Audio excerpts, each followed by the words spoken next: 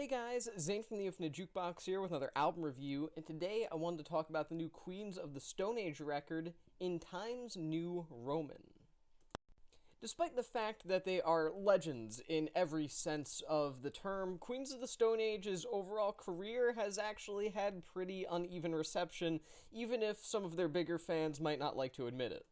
I mean, for every classic that they've put out, like Songs for the Deaf or Rated R, records that have etched themselves into the annals of rock music history, they've managed to equal with a much more polarizing and less universally beloved record. I'm talking about albums like Era Vulgaris or even Lullabies to Paralyze, records that I personally enjoy, but definitely are not seen as the great iconic records that some of their other material is.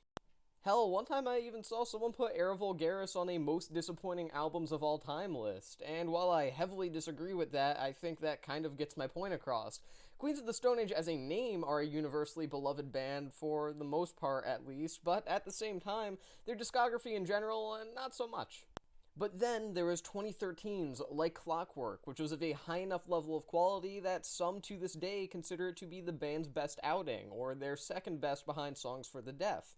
And that was an album with so much hype behind it that the follow-up had to be great. And then 2017's Villains came along and was just boring, frankly. It was overly polished to a nearly comical extent, and it just didn't feel like Queens of the Stone Age. To this day, it's arguably their worst received album, despite the fact that critics did eat it up at the time, like they do pretty much anything else from a more legendary band like this. After taking some time to brush off the largely lukewarm reception of their last studio album, In Times New Roman was sort of meant to be the comeback record for Queens of the Stone Age. Not necessarily a comeback after the most disastrous album ever made, but nonetheless a comeback from an album that a lot of people considered mediocre at best.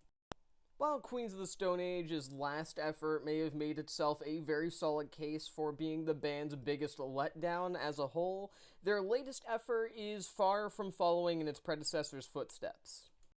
If In Times New Roman has one shtick, if you can even really say it has a shtick per se, it's that it's meant to be a bit of a throwback to the earliest, or at least earlier days of Queens of the Stone Age's sound. I'm talking about garagey influences, blues rock based influences being thrown back in the fold once again after they were kind of left in the dust for quite a while at this point.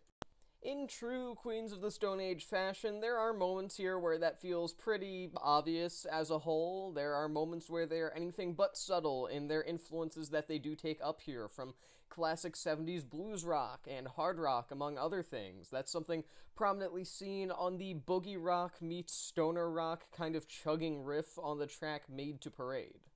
For the most part, however, I do have to say that Queens of the Stone Age managed to fairly subtly convey all of these older influences in a fresh and modernized way. I mean, there are plenty of legacy artists out there who try to rejuvenate older sounds from a more beloved point in their discography and fall flat on their faces when they realize that they just can't recapture that same magic.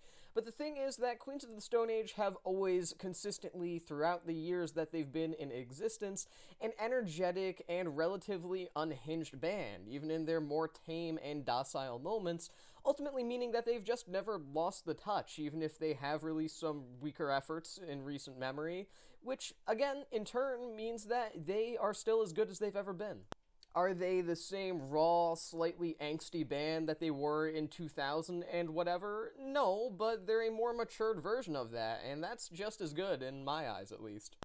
I will say that it certainly does help that there are a variety of influences that are found throughout the entirety of this record that heavily deviate from their stoner rock, blues rock, garage rock revival type influences that heavily dominated much of their 21st century, early 21st century releases, as well as some of their very, very late 20th century releases as well, which is the earliest work they put out. I mean, there are just a number of different influences here that are found in a number of different musical corners. For example, you have the track Time and Place, which has these slight krautrock flourishes that, although not heavily electronic like you might expect some krautrock to be, nonetheless feels fairly interesting and relatively new for Queens of the Stone Age in general, as it's something that we've seen slight hints of from them in the past, but not really throughout the entirety of a song. But Time and Place is basically entirely structured around it. If In Times New Roman is meant to represent anything for Queens of the Stone Age and their general place in the current musical landscape, it's that they are not stuck in the rut that Villains seem to initially imply in 2017. In fact, there wasn't really any rut at all, just one particularly weak album, because the truth is that this record proves Queens of the Stone Age can still be musically relevant and fresh while nonetheless returning to some of their older sounds, meaning that they're able to appeal to fans of their older material while still managing to charge forward and really continue leading an entire wave of rock musicians 25 years after their debut. Look, do I think that this is the best album in the world? No. Do I think Queens of the Stone Age are the best band of all time? No, they probably aren't even the best band with the word Queen in their name. But with that being said, I do genuinely think that there are very, very few, if really any, rock bands out there that have been around in over 20 years that has managed to make this much of a great comeback. I mean, obviously, it's not like this was a multi-decade break in good quality releases. Their entire discography, besides Villains, is pretty solid.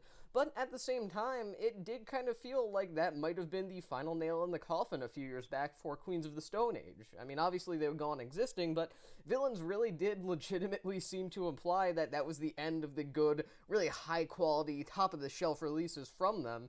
And then this record just decided to exist and completely prove me and anybody else that's thought similarly just completely wrong, and I'm perfectly fine with that. There's just some strong performance work here in general as well. I mean, Queens of the Stone Age, with their revolving door of members, has always been filled with more than competent musicians, and I'm not saying that there's ever been a point in time where Queens of the Stone Age has been filled with talentless musicians. That's just completely not true. But at the same time, they don't really make a particular brand of music that caters towards people who want Dream Theater-esque epics that really show off the chops of each individual member in complete fullness. And this record, although, again, more of the same, more focusing on their combination as a group rather than individual performers, allows each individual member to shine just a bit more than they generally do on your average Queens record. Frontman Josh Homme is just as casually electric as he's always been, whether you're talking about some of his older material on tracks like, say, No One Knows, an absolute classic of alternative rock, or stuff from more recent releases like the excellent Smooth Sailing from Like Clockwork. He's always been a force to be reckoned with, but in a lackadaisical sort of way. He's a bit of a unique performer in that way, and that's absolutely true here. Songs like Paper Machete see him deliver some fantastic vocal work that's filled with charisma, but at the same time with enough vocal control that he doesn't really feel all over the place as a frontman either. I also would like to point out Homme's excellency as a lyricist. I think that his songwriting abilities go a little bit underrated at times. I mean, sure, he's not one of the greats of rock music lyricism or anything like that, but he's pretty entertaining and clever. I mean, lyrically, this is a fairly dark album. It deals with a lot of themes of life and fighting through personal struggles and going to battle against personal demons, and at the same time, it features a lot of lyricism that can be genuinely seen as pretty amusing, funny, whatever you want to call it. For example, the track Time and Place has a song where he compares another individual to a cigarette and says that there's such a drag that all that's left is a nice butt. And, I mean, I think anybody else who said that, I think that I would immediately cringe at that and say that's the dumbest lyric ever, but, you know, Josh Homme makes it work somehow. I can't explain it. The guy just, he makes it work, okay? Troy Van Leeuwen and Homme also bring some strong guitar work to the table that feels scrappy, yet at the same time in sync with the general vibe that they're going for. And Michael Schumann's bass work is solid on tracks like Emotional Sickness. It's punchy, it keeps all the proceedings at a relatively upbeat rate. In general, he's a pretty essential part to the record.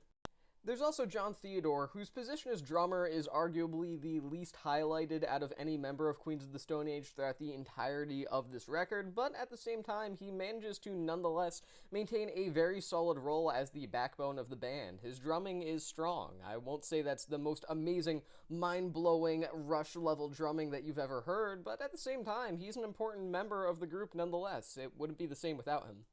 The talents of the different members of the band most heavily come together on the album-closing 9-minute epic Straight Jacket Fitting, which is honestly one of my favorite song titles of the year so far. But even beyond that, everything about that track just works, from that heavy, bluesy, steady riff work throughout the majority of the song to some of the more noisy guitar bits that still go along well with the general rhythm of the track, and even the mellow outro. Everything just falls into place so perfectly on that song, to the point that not only does it demonstrate the individual talents of each member of Queens of the Stone Age at the moment and their abilities beautifully, I would also go as far as to argue that it's one of the greatest achievements of Queens of the Stone Age since some of the bigger highlights of the previously mentioned Like Clockwork.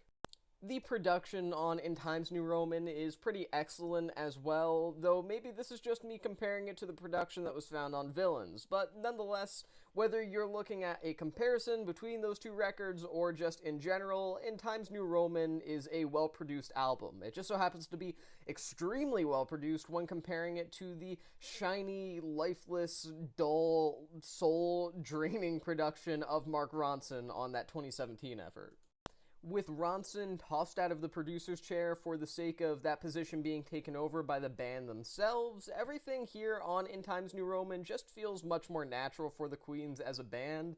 I mean, the record is far from being lo-fi or anything like that, but at the same time, they need some sort of raw atmosphere, not what Mark Ronson brings. Ronson is a great producer, of course, he's just not a great producer for Queens of the Stone Age, and to see them take a step away from their association is a nice thing, I'll admit. As far as behind-the-scenes work and production goes, Queens of the Stone Age really need a certain zap in their sound to just truly succeed in the best way that they possibly could. And again, Mark Ronson is a talented producer, just not the right fit for Queens of the Stone Age, with that limp, again, just life-draining sound on Villains being completely thrown out of the window here in a beautiful effort to actually make a good album again, as, again, like I said, the production here just feels much more genuine and much more fitting for the band as a whole. There's also longtime collaborator Mark Rankin, who is someone that has worked with a number of artists ranging from Adele to Spoon, that is once again in the engineering position as an audio engineer, and again, he just does some great work. I don't necessarily have a lot to say about him, but it's nice to see him return after working on Like Clockwork and even Villains, because you know at that point that the record is at least unquestionably ensured to be in safe and knowing hands. The members of Queens of the Stone Age and a longtime collaborator of the members of Queens of the Stone Age.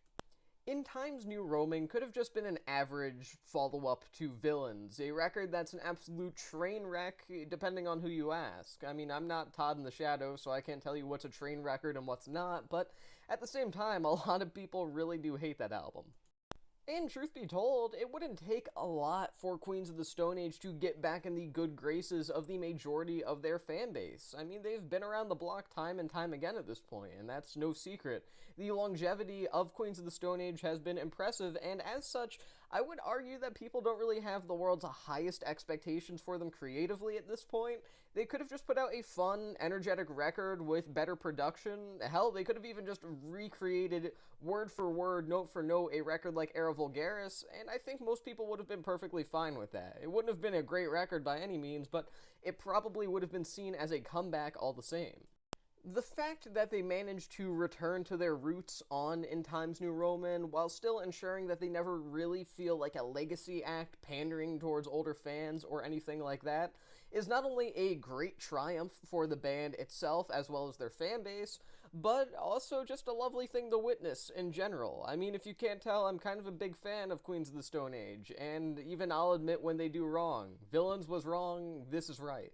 I'm going to give this record 4 stars out of 5. And with that being said, that is the end of this album review. I have been Zane from the Infinite Jukebox. Thank you for watching, and I'll see you guys in the next one.